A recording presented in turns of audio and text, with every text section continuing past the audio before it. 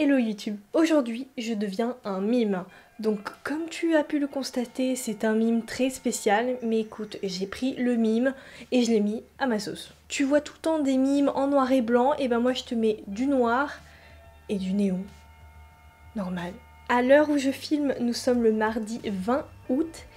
Oui, il est bien 2h22 du matin, oui. Le sommeil connais pas. Aujourd'hui, j'entame une nouvelle collaboration avec une personne très spéciale, étant donné qu'il s'agit de ma petite sœur. On a décidé de s'accorder sur un thème commun qui est circus. Donc ce make-up, il peut être interprété un petit peu en mode soit clown chelou ou bien mime. Mais moi vraiment le truc qui m'a intéressé le plus, c'est de faire un mime parce que j'ai déjà fait plusieurs clowns. Voilà, je vous invite à aller voir la collaboration sur Instagram. Je vous mettrai tous les liens en barre d'infos et même sa photo ici.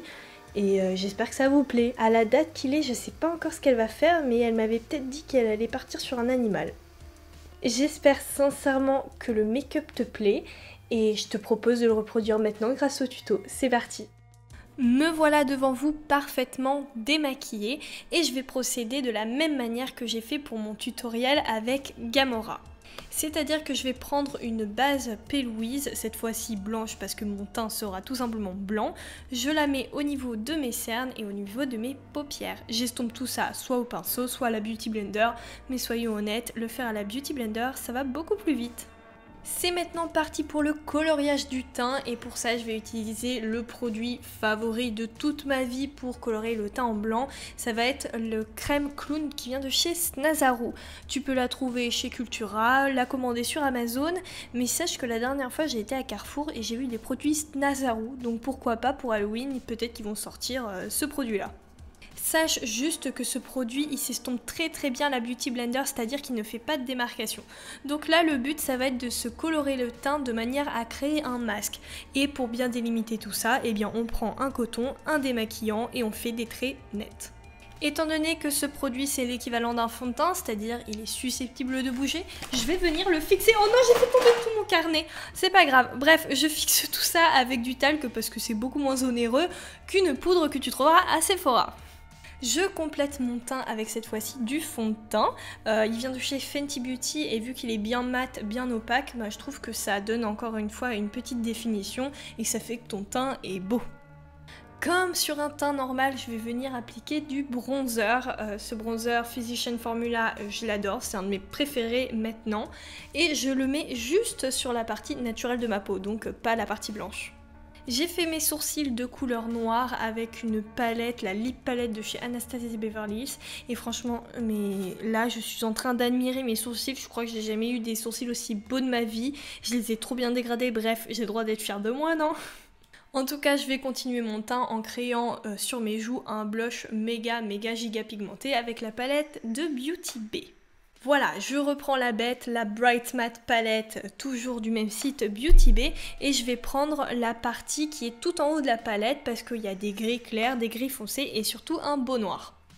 Pour commencer, je prends la couleur intermédiaire, donc le gris médium, et c'est à ce moment-là que j'ai phasé, je me suis dit mais je ressemble trop à un personnage dans Mulan. Bref, voilà, le petit écart est fait et je viens venir tracer, faire un petit peu un maquillage classique, marquer mon creux de paupière et souligner mes yeux. Une fois que j'ai estompé cette première couleur correctement comme je le souhaite, je vais venir créer un petit dégradé, donc du gris intermédiaire, je vais passer à un gris plus clair. C'est parti, je prends la couleur noire et je la dispose aux mêmes endroits que tout à l'heure, mais cette fois-ci de manière plus précise. Donc si tu as pu remarquer, j'ai changé de pinceau. Et comme tu le vois, le noir est si pigmenté, il est juste incroyable, il se travaille très bien. Je crois que vraiment que c'est le noir le plus pigmenté de toute ma collection de make-up. Ah tiens, une revenante, c'est la Saint Sinner de chez Kate Von D qui est dans mes placards parce que voilà, c'est une très belle palette, mais quand même il faut pas la mettre trop de côté parce qu'il y a quand même des couleurs assez intéressantes comme le petit jaune vert que je mets en coin interne, mais j'ai remarqué qu'il n'était pas assez fluo donc j'ai décidé de rajouter des petits néons verts qui viennent de chez Stargazer. Donc je les concentre tous les deux dans le coin interne et je les estompe un petit peu sur ma paupière pour bien marquer la couleur. C'est parti, maintenant on va donner vraiment une vraie identité à mon mime. J'ai décidé qu'il allait pleurer, donc les larmes vont être de couleur noire, bon un petit classique après tout. Pour faire les larmes, j'ai tout simplement dessiné des traits noirs au fard à l'eau, donc je les dispose comme je veux. Après j'essaye de bien adapter la couleur de la larme à ma joue, genre que ce soit pas trop droit, sinon c'est pas assez réaliste, voilà, un petit conseil.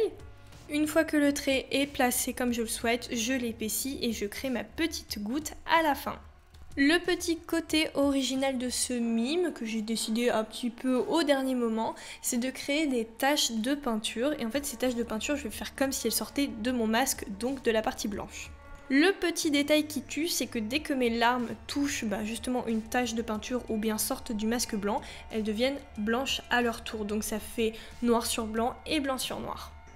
Le papier, c'est un papier canson, donc assez rigide, et puis pour coller tout ça, j'ai pris de la colle Pro Z. Pour avoir la couleur fluo que je souhaite, eh bien je l'ai créé moi-même, c'est-à-dire j'ai pris un pigment fluo, jaune et un vert, et puis après je rajoute des lentilles. Les splashes, en fait, ça rappelait un petit peu les couleurs de mes yeux, et je trouvais ça assez sympa. Pour créer un raccord un petit peu mieux défini sous mes yeux au niveau des larmes, j'ai repris ma palette, le noir, et j'ai bien dégradé tout ça. Je rajoute du mascara qui vient de chez NYX Cosmetics, je trouve que c'est un mascara pas trop mal, voilà. Et dans ma muqueuse, je rajoute un produit qui vient de chez Make Up For Ever, je crois même pas qu'il existe, mais de toute manière il est nul, franchement je suis trop déçue. Enfin, quand je dis qu'il existe, je parle du fait qu'il n'existe peut-être plus. En tout cas, je rajoute un petit peu d'aspect néon autour de ma bouche et je viens la colorier avec un rouge à lèvres liquide noir qui vient de chez Sephora, probablement mon préféré. Sans oublier le fait que j'ai rajouté une paire de faux cils super méga giga fournis que j'adore, ce sont les Vanity qui viennent de chez Amo Lashes. Et bien sûr c'est pas parce que je suis un mime que j'ai pas le droit d'avoir un glow qui tue, donc je rajoute un petit peu d'highlighter aux endroits stratégiques de mon visage avec la Alchemist palette qui vient de chez Kate Von D. La touche qui tue, la perruque néon qui réagit à la lumière, comme d'ailleurs les pigments. Le problème c'est que si vous regardez, j'en ai dans le nez. En fait je pense que j'ai dû en sniffer sans faire exprès et c'est trop gênant, mais ça me fait rire. Eh bien les amis, le tutoriel est maintenant terminé. J'espère sincèrement que mon idée te plaît.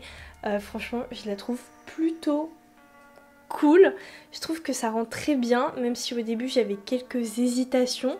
Mais sincèrement, j'aime beaucoup et limite je me dis why not faire ça vraiment pour Halloween. Peut-être que j'aurai pas le temps de coller les petites taches, mais la perruque rend mais tellement bien. Elle a vraiment un effet naturel magnifique, j'adore. Dans le retour écran, elle paraît vraiment néon et j'espère que c'est bien vrai.